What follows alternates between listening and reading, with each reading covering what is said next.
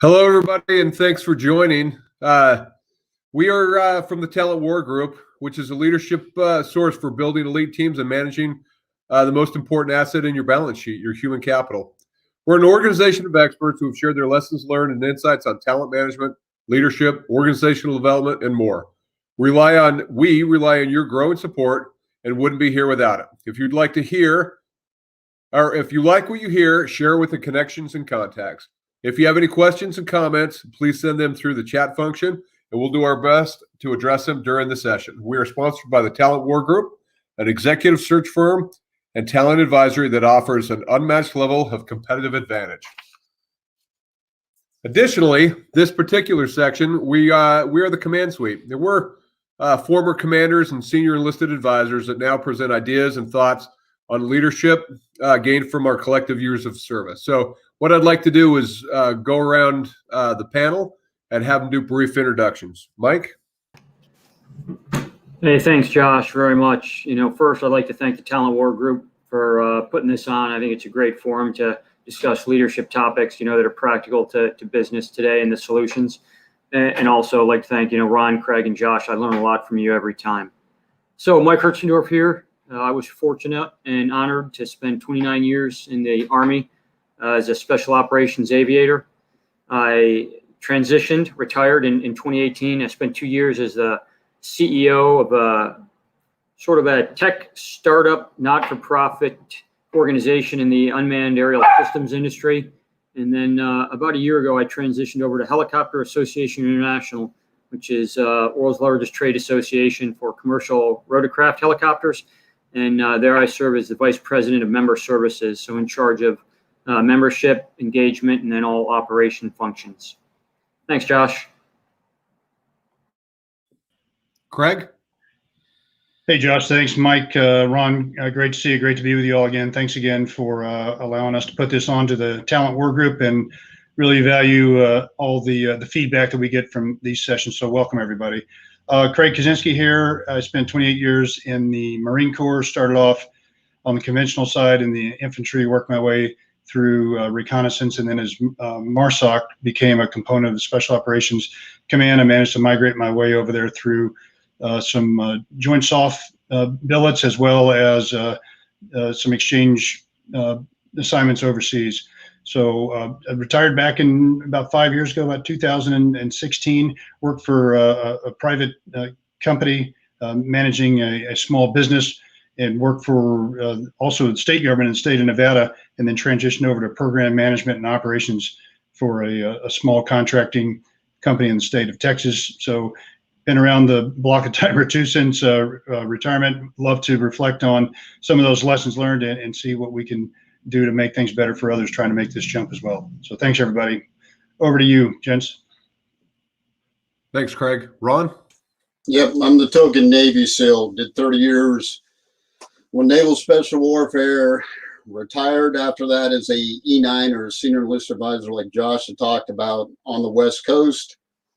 Retired in 2017 and started to figure out what I was doing in life, and ended up as the director for training and development for a wall servicing company. So a couple of things I learned real quick was, one, when you retire, you get to grow one of these cool things. And more importantly, because the war group and our collective mindsets here, we get to talk to you and share our experiences with you every month. Thank you for joining. And now I'm going to kick it over to Josh, our host, to get onto the main topic. Thanks, Ron.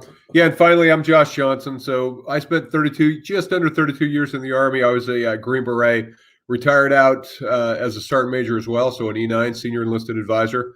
My last role in the military was the 1st Special Forces Group Master Trainer. So I ran the Advanced Skills Company. And now I'm the Director of Training and Leadership Development for West Shore Home. It's a home improvement company based out of Harrisburg, or technically Mechanicsburg, Pennsylvania. So look, hey, we're excited to be here. And just like Mike said, if all else fails, the 4 of us get the opportunity to talk about things that we're passionate about, and that's leadership. How we did things, how we try to do things, what works, what we've screwed up, which is, with the number of years that you've heard on here, there's been plenty. But the big thing that we always try to do is take away from it. What can we build from those decisions? So let's just jump in today's topic. I'm fortunate enough to be the one that gets to present this. And what I really wanted to talk about is building relationships within your organization, making sure that we're not stovepiping, and that as a leader, you have these firm relationships where you can go to the people to the left and to the right of you and figure out exactly what's happening. So I get the opportunity to talk leadership with all the new managers in my organization, and I love it. It's probably the best part of my job.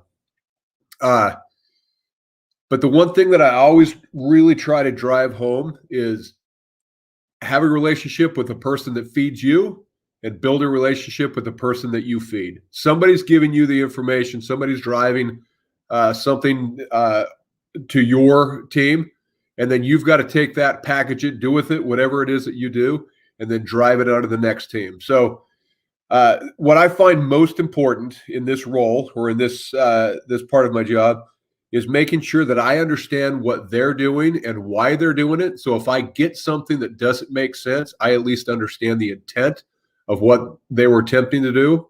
And then I'm able to, pick up those pieces or able to build on something fantastic that came to me. And then, on the opposite side, that whoever it is that I'm feeding needs to know exactly what it is that I'm attempting to do. And so when they take it from there, they are able to grow. So in my particular case, and Ron, I'm going to ask you to jump in right after this. As the director of training, I get the opportunity to really be involved in almost everything the West Shore Home does, or my organization does. But primarily, I build new employees, or I build employees into leaders. So for me, if it's a new employee, it's recruiting and onboarding. What is it that they've pulled from the talent source? What have they been able to get them to? And then my role, shape them into that new employee, and then I hand them off to whoever they're going to be. So in my organization, the big 3 buckets of people that we have are sales, in-home sales, the call center, inside sales, and installer. So marketing generates interest, inside sales sets appointments, sales, in-home sales goes to the house, sells the product, and then the installers build it. So if I don't have a relationship with the head of operations, the VP of operations, that takes care of 2 of them, right? He needs to know that I'm giving him quality people that can get inside the homes, build relationships with their customers, and then pass that on.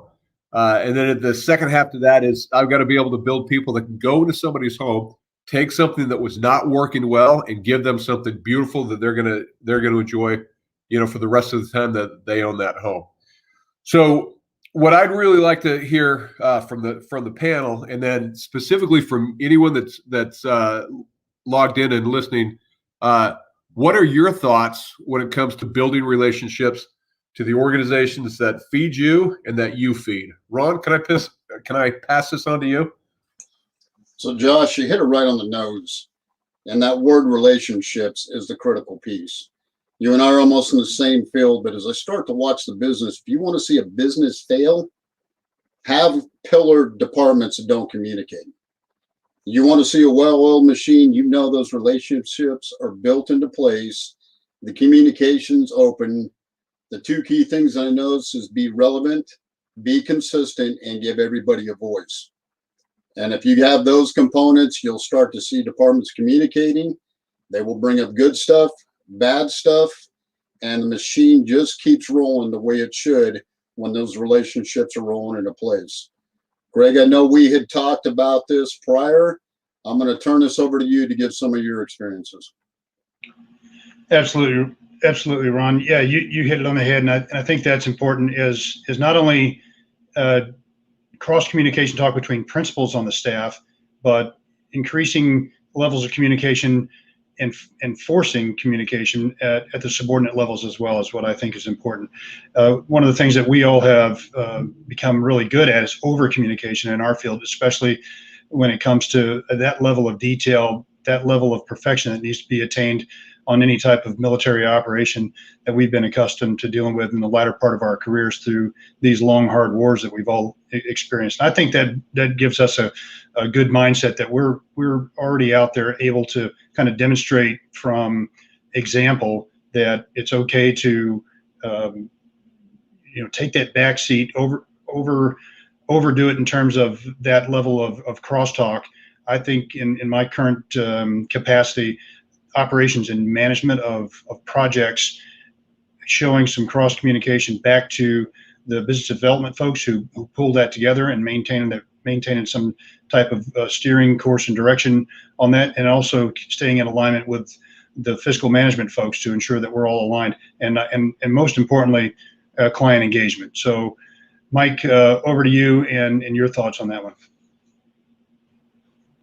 Hey, thanks, Craig. As I'm listening to you, the first thing that comes to my mind is Josh talked about the structure of his organization, is, how important organizational design is in companies. And I think, especially as of late, I think all organizations should really look at how they're task organized for the job at hand, and never just think, hey, the way we're organized now is the best way to organize, right? All organizations are looking to do one thing: be effective and efficient. And I think we've seen from our time in the military is that there's really two sort of main ways to organize. Effectiveness comes when a person has all of the functions within their control to best accomplish their mission. So you could maybe say in Josh's case, where there's teams where the inside sales, the external sales, and the installers have a habitual relationship, so they all know how the other one thinks, all of the issues. So that may be the most effective, but it may not be the most efficient. Efficiency comes when you have like items grouped together.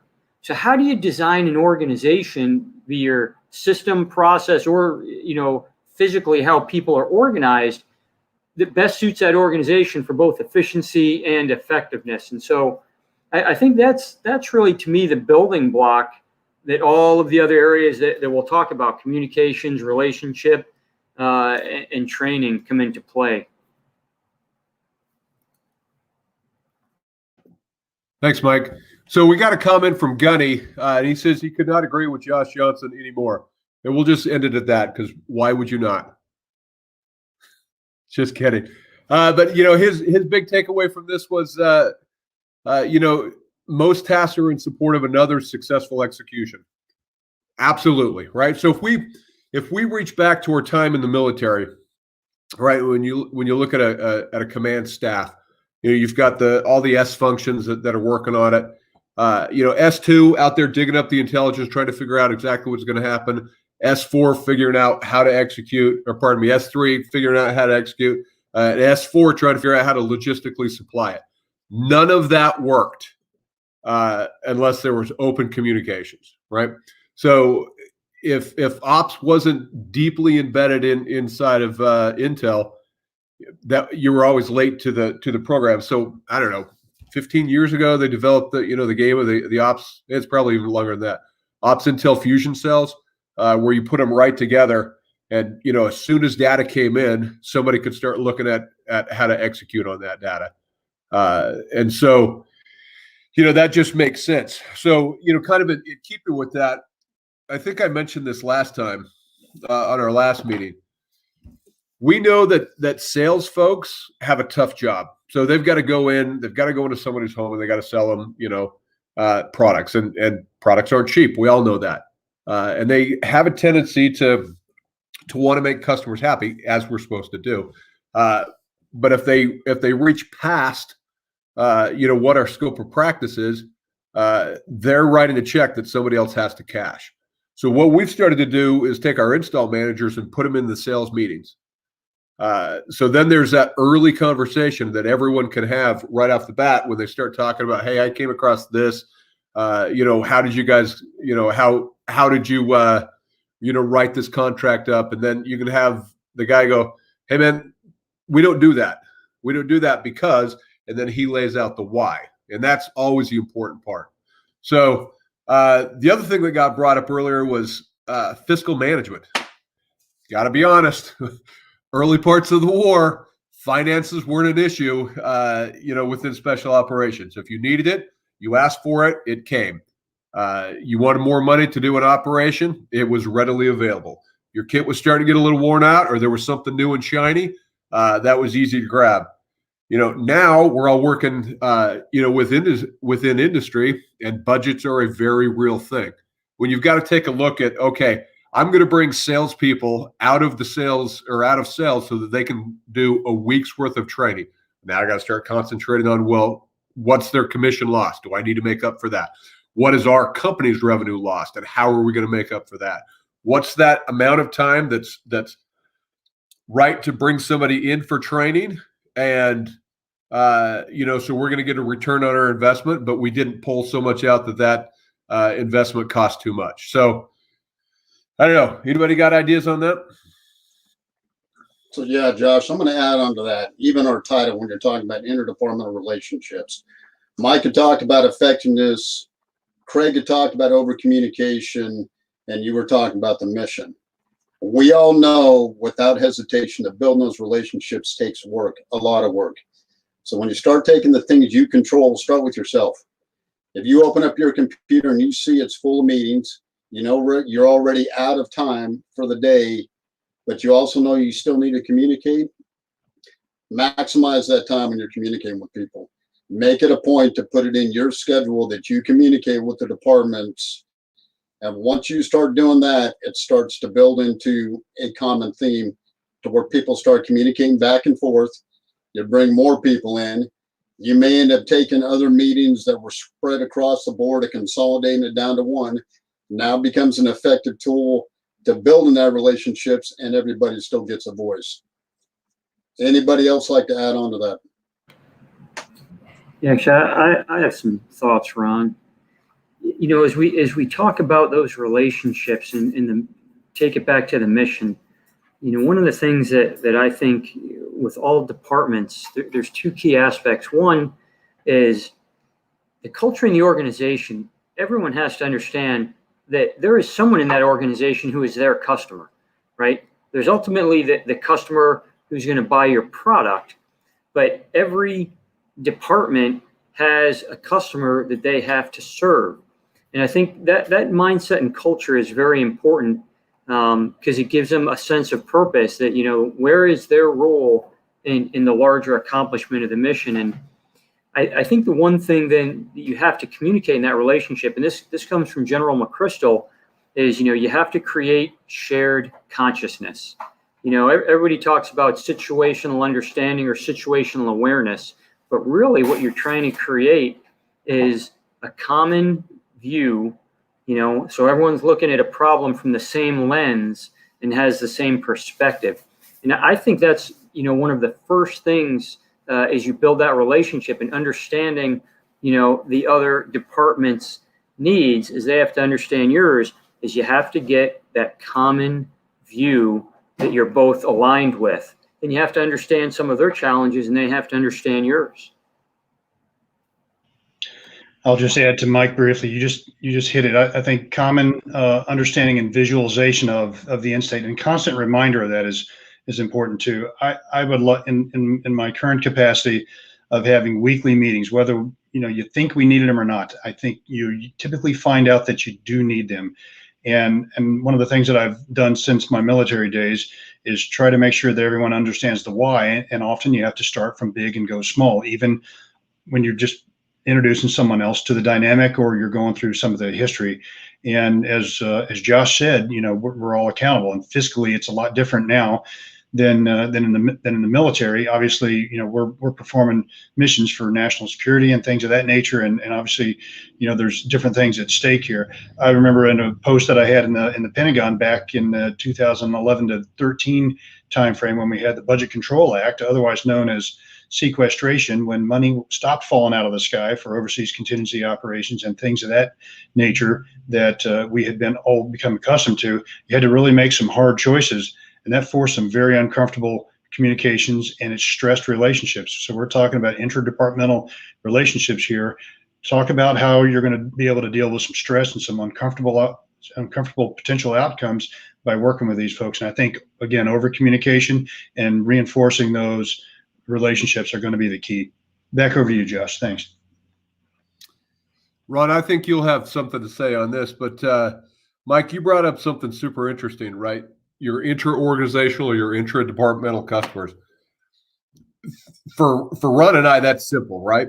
We run training. That means somebody's asking us to take their people and teach them something new so that they can do that something better.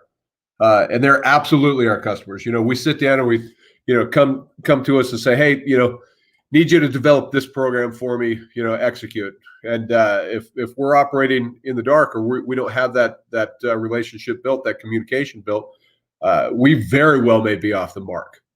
I've recently started working with our call center folks. And if you ever want to get yourself completely confused about what happens at an organization, try and track marketing and all the different programs that they're working in order to attract customers. It's terrifying. And so, the first thing I did was immediately go poach talent. Hey, who's the best people you have, and can I have them to teach them? But what that did is I had instant credibility with that organization, because it was somebody who spoke the language, somebody that had been in the trenches, somebody knew exactly what they were doing. And all I had to do was cut them free and then build that or maintain that relationship with the bosses. Hey, are we doing the right thing? Are we giving you what you need? What's our feedback loop so we can continue to do this? Ron, have you seen this?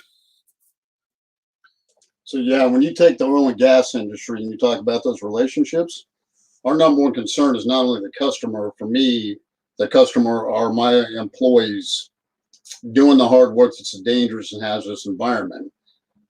The biggest part, there's a trust factor there. Like I was looking at the comment here from Mike, relationships require time and effort, yet many are not willing to pay the price to achieve it. That's the trust piece that comes into the relationships. That's not one of those where you can do flybys and touch and go, and it's not genuine. So when you take a look at those relationships and what we're trying to accomplish by integrating all the pieces, the trust level is one of those critical components on building relationships. Back over to you, Josh. Yeah, thanks. We just got a question from one of the guys that works for me, so I'm going to go ahead and read it. Anthony says, important to bear in mind that companies invest in employees, and it's the exception, not the rule. So many employees are wary, the cynical, that building a relationship is genuine, and how do you get buy-in? Yeah, great question.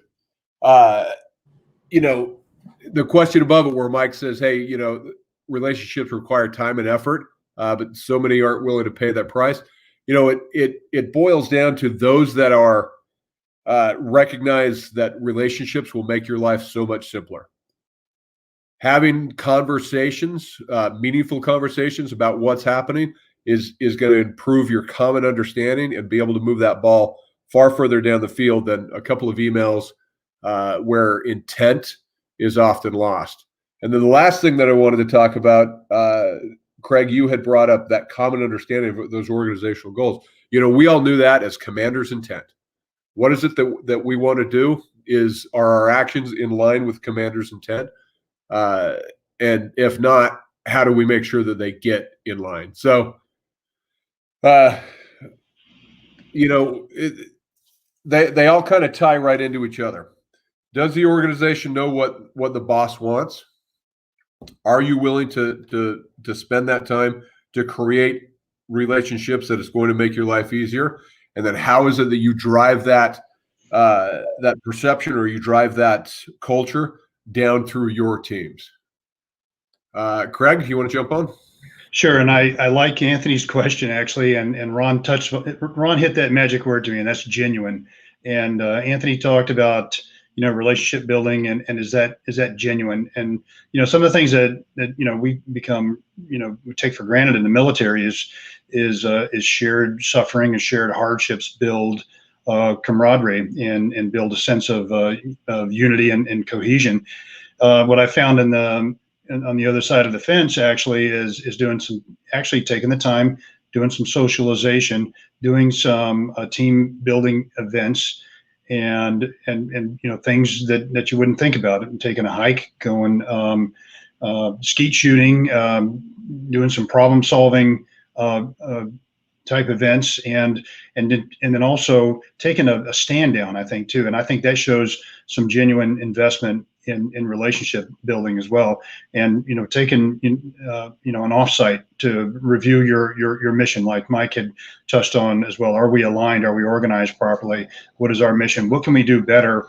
And what are we doing? And give us some examples of how the contribution from the team can build to that. Let me push it over to Mike.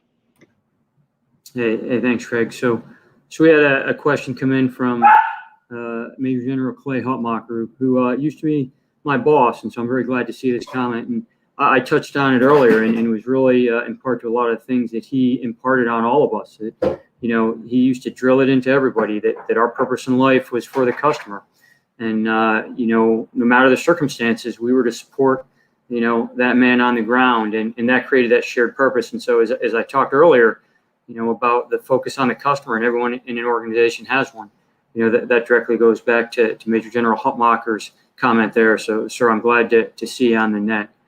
And just real quick, going back to the previous comment where you talked about how do you get buy-in in relationships, I would submit that as we were talking about, that shared purpose, is that relationship buy-in comes, based on the leader's humility and the trust that he builds with that individual. It's that saying that people don't buy into the organization, they buy into their boss. And the same way people don't leave bad organizations, they leave bad bosses. And so I think the key to any relationship is just building that trust from humility that you are there to serve. Mike, that is such an awesome point, right? People don't leave the organization because they started it for a reason. Hey, you're going to give me X money, a job title, the opportunity, whatever it is. And then if an organization doesn't follow through on that, people are going to start looking elsewhere. And so, it's absolutely a leader's responsibility to develop their organization, and building relationships to the left and right is a developmental tool that you use for your people. So going back to Anthony Procaccini, my guy, he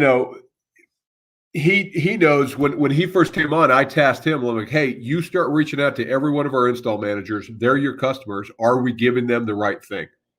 And we found out we weren't. So we had to go through and regroup and relook at how we were going to go ahead and train our installers to meet the needs of the customer, which is that install manager. Hey, these are the people that I'm giving you for a whole week, and I'm not getting any productivity out of it. I expect something in return for the time. And so far, it's worked well. It's worked really well, to be honest. So, the question is, how do you develop that in your organization? Well, if your people know, they come to you and say, I'm having a problem with this, and you go solve that problem, great, that helps. Or if you say, okay, that's great, why don't we get on the phone and talk with so-and-so? Let's see what they have to say about this. And then, kind of drive that opportunity for your people to talk with people outside of the organization. Let them know that it's not only acceptable, but it's required. It's required that they talk to the people that they're working left and right with. So I think it works out really well. And then we just got another one in from Mike Harris, VP Operations Optimization. Building trust and doing the hard thing. Brutal honesty has always been my focus over the past 2 weeks. Brutal honesty has always been my focus. over the past 2 weeks between two departments butting head. So far, so good, but I want to get the panel's take on brutal honesty and how this ties into the discussion. So I'll give you my piece, and then I'm going to kick that out. Brutal honesty can easily be confused with given permission to not be a nice person. So be cautious, right? Speak clearly, lay out the problem set, use facts, and then talk about understandings, but make sure that you're keeping all emotion out of the argument, because the minute you get emotional, you just lost. There's no way you're gonna regain that, at least not in that conversation. And when you're talking about trying to mediate between two different departments that aren't seeing eye to eye, absolutely be the intermediary, become the common ground, and refer back to commander's intent. Hey, is what you're doing meeting the organizational needs of the organization, right? Of the company. If they're not in line with that, why and how do we help you get back on track? Or, hey, here's what's happening with what you have going on, and here's how it's affecting me, and why that makes, or why that's important. These are the things that I wish you would do to make my job easier. Anyone want to jump in on that? Yeah, I'll take the next one. I mean, Josh, you covered that extremely thorough. I'm not sure there's much to add on, the honesty piece, and I absolutely agree. You have to be tactful and nice. But I guess, to look at it another way, what is the root cause of the problem? Why are these two departments at odds with each other? Is it a communication issue? Is it a common purpose, shared understanding issue? I would submit most times there is probably a root cause problem that people overlook to really get to the bottom of, is the problem really a problem? And are we really seeing it the same way? And many times I think if you look at it from that, angle, and you then discuss it with everyone, it may not actually even be a problem. And let me add on to that, Mike. And there's a question up there from Lewis that I think can feed into that. So identifying the problem. One of the things I've found over the last year, and COVID has made things difficult, but when you're talking about identifying problems and increasing communication, increasing trust, I think you need to learn more about what your counterparts do. And frankly, in the last year, in about 6 months of some good quality Microsoft Teams time there and COVID on daily calls, and then creating other calls and getting other people that were typically uncomfortable with the subject involved in just about every aspect to be efficient during that day. I think we learn more about how the other folks in the other sections, whether it's finance, whether it's business development, whether it's the logistics, it just made us learn and understand more. And then again, I talk big to small and making sure that everyone understands the goals. I found that was very, very effective. And I think, kind of hold on to, some humor, some humility at the same time, and letting people vent if they really need to vent. Because let's face it, the last year plus have been very, very stressful on some folks, because it just took people out of their comfort zones. And in the military, we were kind of used to operating in that type of environment. So going into to isolation and then being up on a face phone all the time was kind of second nature to a lot of us. But I believe that, showing people that you can still be genuine and still be collaborative and learn and want to know more about what they do will help that and get to those root causes and problems. Back to you, Josh. Thanks. Yeah, thanks, sir. I appreciate that. You bring up a good point. We grew up, having long distance conversations, doing a lot of decentralized operations. I remember the days when it was over the radio, and then we got lucky, we got sat phones, and then the internet. We started being able to do VTCs, and all of those conversations became easier and easier. But we see, I'm sure everyone's seeing this, and I'll throw this out to the panel that's watching today. The habit of just kicking out an email and hoping that it answers the question puts you at a disadvantage, right? emails should be able to get those primary points across, and hopefully you've written those as a standalone document. But a follow-up phone call 10 minutes after you sent it, just to say, hey, look, does that make sense? Do you understand what my intent is? Am I meeting your intent? You're never going to go wrong. So, going back to Lewis and the question of COVID, look, face-to-face is always the right answer. So if you can't do it, if you can't stand in the same office and you can get on Zoom or Microsoft Teams or any of the other platforms that maybe your organization's using, where you can actually have, pick up on some of those nonverbal communications that happen, I encourage it. Just every opportunity you have, jump on there, and ask your people, if you get involved into a meeting and they've got their camera turned off, don't let that happen. Have them engaged, have them part of the conversation, have them looking you as close to the face as a humanly possible, or as close as they can, is going to pay massive, massive dividends. So, following that, just, work down the system. Can you make a phone call? If you have to do an email, be detailed. If you're using some version of chat or text, follow up, with the question. Think about the 4 parts of communication, right? You, the sender, them, the receiver, what the message is, and follow up. And if you can't verify follow up, then communication has not happened. So, Mike, you want to run this? Yeah, sure. Thanks, Josh. So the next question came in from Noah, and he says, on the topic of relationships, would you say it's important to build relationships outside of work with your leaders and subordinates? Very interesting question. So one, I think there's an assumption there that everyone is working, in a same physical location area. And I think, we've seen with COVID that there's going to be a lot more remote and dispersed work. So, the end state of what I think Noah's, alluding to is a good relationship between people. I don't think it necessarily needs to be out of work, but, I think there has to be some level, and this is more of an art than a science, where you have some understanding or personal relationship, not just in work. If I was to, get on a meeting every day with Ron, say, hey, Ron, how you doing? And you jump right into it, that doesn't really show that I'm interested in him as a person and what he has going on. Now, there's a line there. You don't want to be intrusive, but you want to be able to have conversations that you can relate to people on other levels other than work, because it shows you're human, and it gives that sort of comfort to that person that they can confide in you. Everybody's going to have a bad day, right? If that person says, I really can talk to Mike, and calls up, or gets on and says, hey, Mike, I got some stuff going on in my life. I'm just going to be off the rest of the day. I would appreciate that, because then I would know, hey, maybe I'm not going to send him emails to keep badgering him about something.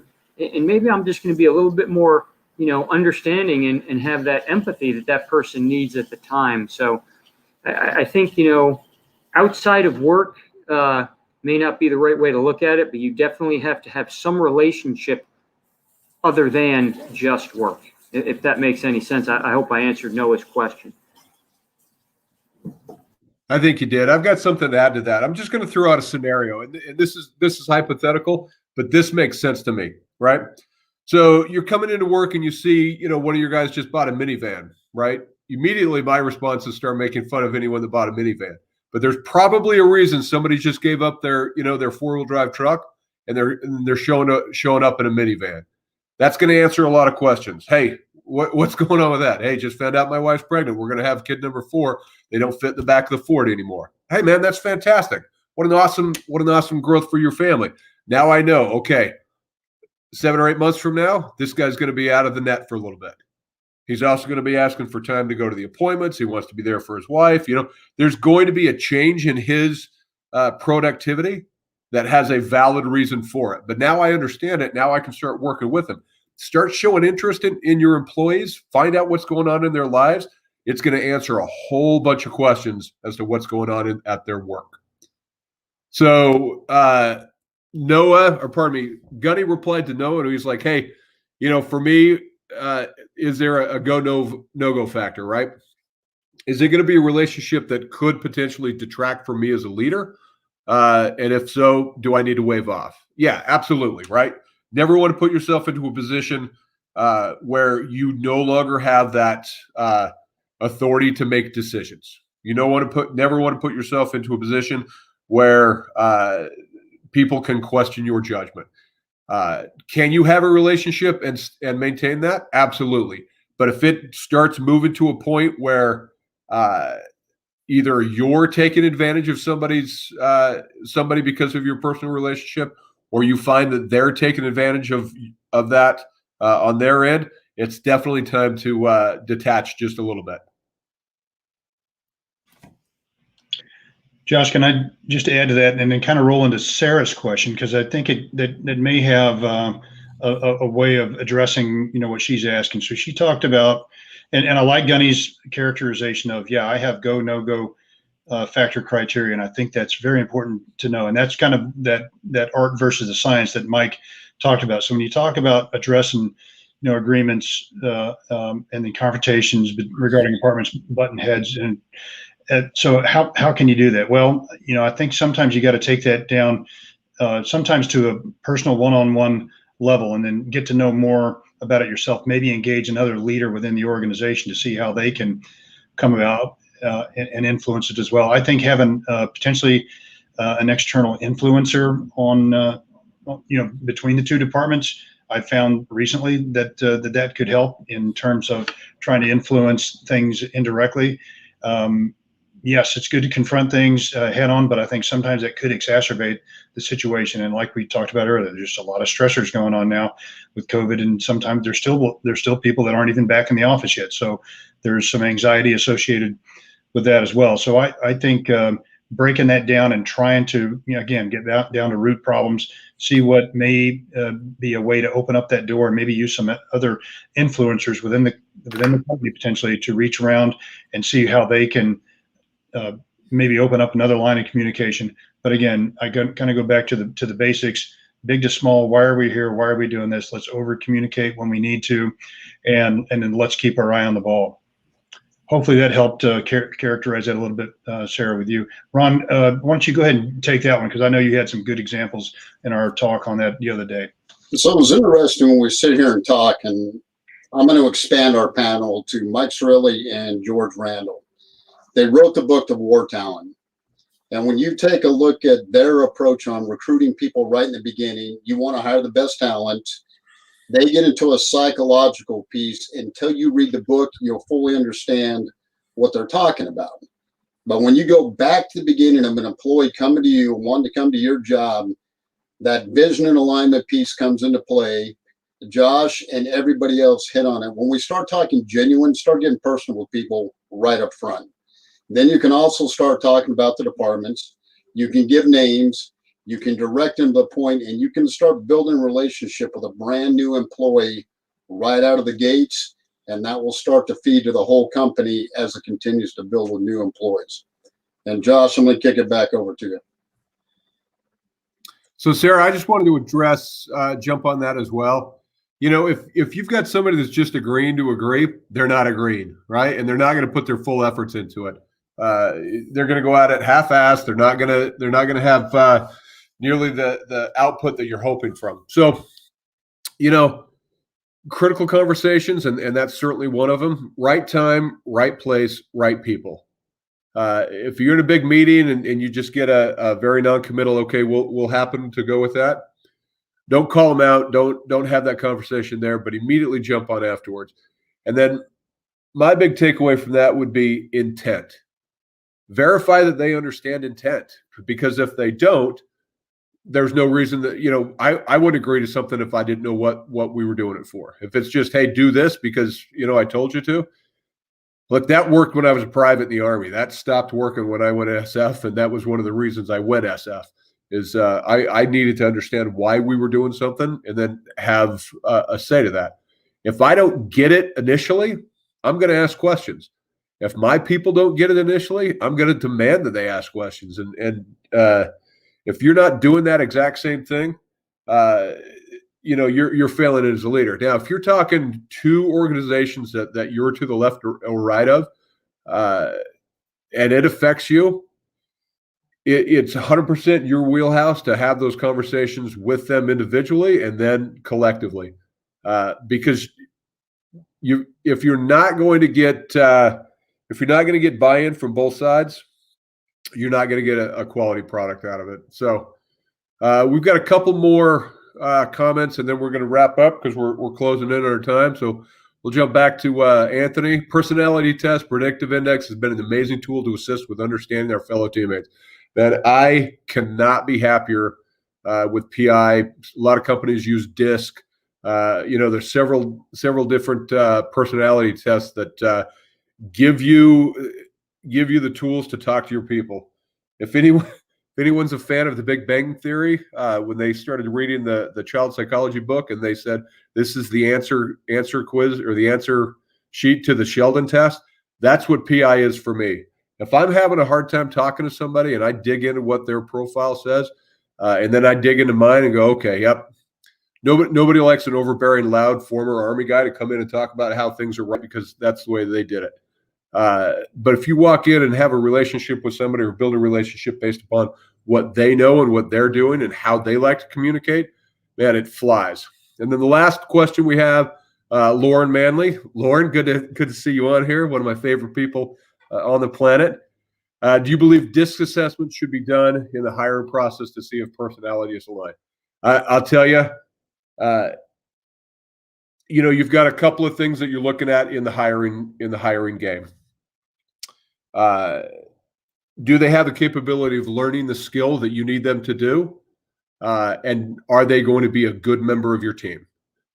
The average person can learn most things, right? Can they learn it fast enough? That's another question. But are they going to be a good member of your team? Because the smartest person in the world who's a jerk to work with isn't going to make for a great team. So that's my take on it. Let me open this up to the panel, see what you guys think about personality tests, and then we'll wrap it from there. All right, I'll add my 2 cents, and that's probably about all it's worth. I think all of us have taken a lot of them over time. They're a tool and only one tool in the kit bag. And so I think, you have to really have knowledgeable people who understand the specifics of that assessment tool, what it's good for, what it's not, and how it should be used, and really just trying to understand the total person concept. So that's my 2 cents. I'll throw 2 more cents on that. And I like it. I like using those tests. In fact, I found them useful in kind of a team builder between departments, just, at that level among peers, taking it yourself and sharing those things. And then, you can take that into a hiring panel or an interview. As we all know, you award performance and then you promote for potential. So I think those things can help in terms of identifying both of those. Over to you, Ron. Yep, to me, tests are another tool like Mike had hit on, but it's nothing but a communication device.